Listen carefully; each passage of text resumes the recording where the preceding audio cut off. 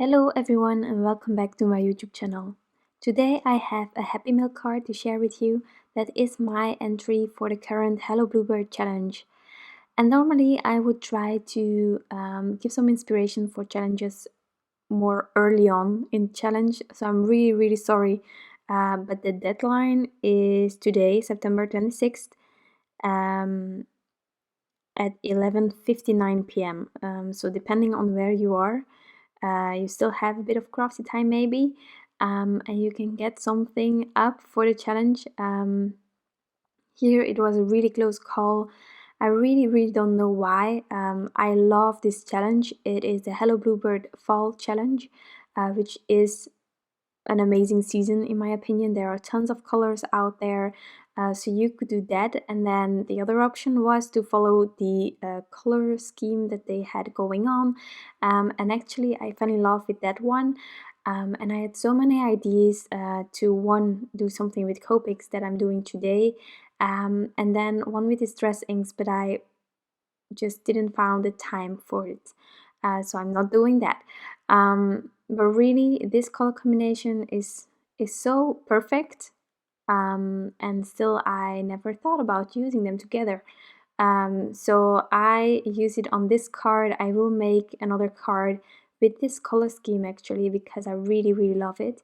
And on the tiny paper that you can see there, I sort of tried to find my Copics that would represent those 4 colors from this challenge. Now the bluish grayish kind of color combination, I went for my BG color combination that I really love, because it's the most dull blue that I have, if I can call it like that. So yeah. I'm using today the Make Me Smile words die from Hello Bluebird, and I'm going to color these letters with the colors from this color scheme, which I truly adore. So if you have some inks that would match this challenge, you can do something similar like this with inks and just get a nice blend in between. For the U, because it's a really large word, I decided to combine 2 of the colors together and have some fun with that, and then the Make Me will be in blue and Smile will be in green. Also another thing, it's a fall challenge, but as I said, you can do the season, you can do the color scheme, or you can combine them. So I did just this color scheme, and I really find that if you do this without using maybe fall images, that you have like a really masculine vibe going on. And women will also love it, I'm sure of it, because I love it. But I know that my husband will love this color combination as well. So in case that at a certain time this year you need a masculine card and you don't know what, I would suggest this combination because it's really gorgeous. Okay, so here I'm onto that BG combination. I love this one. I used it in the past. The really new combination for me was the rust kind of reddish combination. I never used it so far. I will use it more.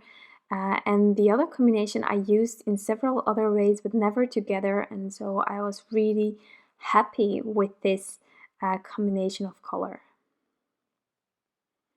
So here onto the greens. And I'm just making sure that I'm blending it out. So I'm adding my first layer. I'm not bothered about having a nice blend at this point. And then I will go back and get that blend that I need, you know. I also inlaid it back into the panel where I die cut it from, just to help me with the coloring. Everything stays in place and it's just really easy to color this way. So I have the colors that I needed for this challenge, and I already have created that really simple background. I wanted these words to be poppin', but I didn't want it to be just on white, so that's why I used that simply squared background stamp set from Hello Bluebird with a really soft color. Now I die cut the Make Me Smile words die twice more out of white cardstock, and I'm just going to add these layers all on top of each other. So I'm first making sure that I have 2 layers of white, and then I will add the colored version on top. So I did that for all of the words. You can also play a bit with that and have some higher up, some not. You can even make this card in well, a shaker kind of a way, or only the U is a shaker, the rest isn't. You can go in so many ways and directions to create a fun card with these supplies. And also, once I have added everything on top of each other, I'm going to already adhere it on top of the panel, and you can leave it right there. If you want kind of a more maybe adult card, but I am not keen of that word. When I'm making cards, they're all about being cute. And if it's a more simple one without critters, it's still cute. And I don't find it more adult when I don't use critters or anything like that. I love critters and I will only make cards that I love. But there are sometimes people that are like, can you make a more adult kind of card? And I'm like, no. But you can stop right after you added the words. Also, if you have gorgeous pattern papers, you can die cut the Make Me Smile words die out of the pattern paper instead of coloring things yourself. But this was really to achieve the colors for this challenge. I just took my time picking up those letters to really make sure that everything is aligned completely straight on top of each other. You can wiggle it around a bit with the liquid glue, and then I'm putting an acrylic block on top to just get it really stuck.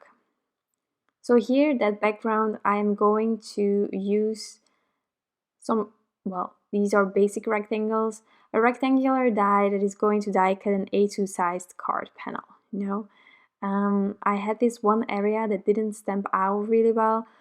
It was because there was like a bubble underneath the stamp and I didn't see it ahead of time, so the pressure couldn't really been put on it, and so that was blocking me.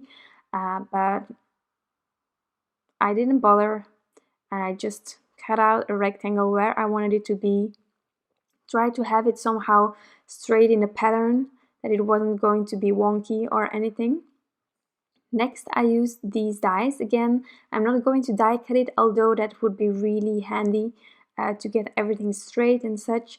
But I'm going to use a negative. I'm going to lift up that die without removing the purple tape completely, so that it is still in place.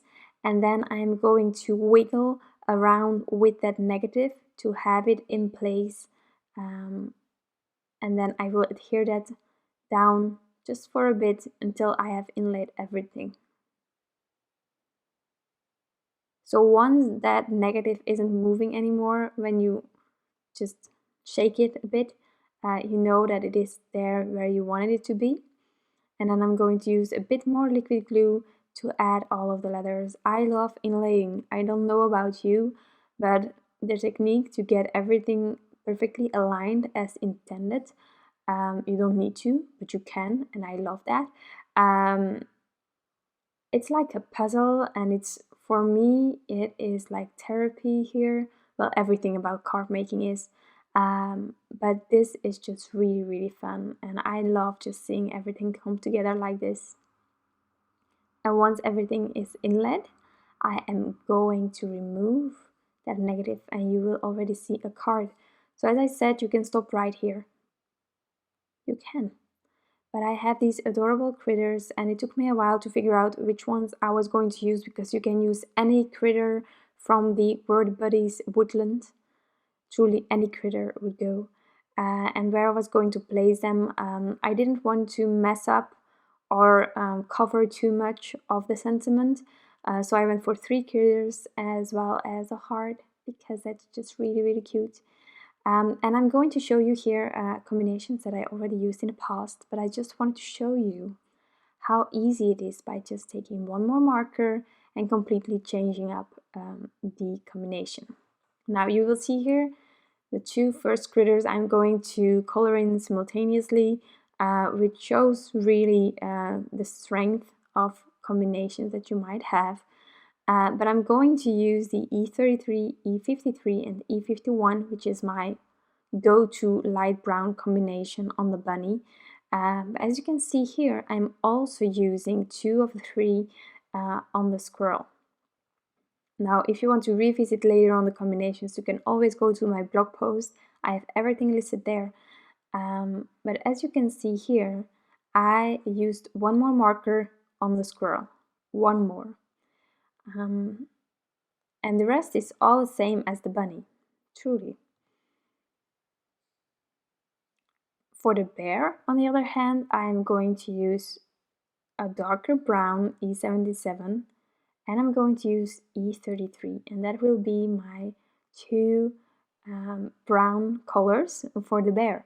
I will do tip to tip to get me to that mid-tone. It's a technique that I often refer to. I don't know if it's always that clear if I don't show it, so in this case I'm definitely going to show the tip to tip and how useful it can be in some ways.